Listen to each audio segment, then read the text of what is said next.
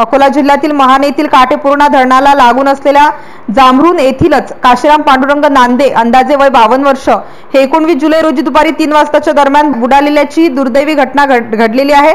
धरणात बुडालेल्या व्यक्तीचा शोध घेण्यासाठी नातेवाईकांसह स्थानिक ग्रामस्थांनी अथक परिश्रम घेतले, परंतु त्यांना यामध्ये यश आले नाही।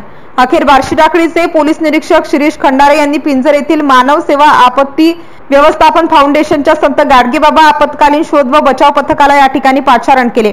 बचाव पथकाच्या सर्व टीमने अथक परिश्रम करून 25 फूट खोल पाण्यात धरणाच्या तळाशी पाण्यात बुडालेला मृतदेह अखेर शोधून काढला।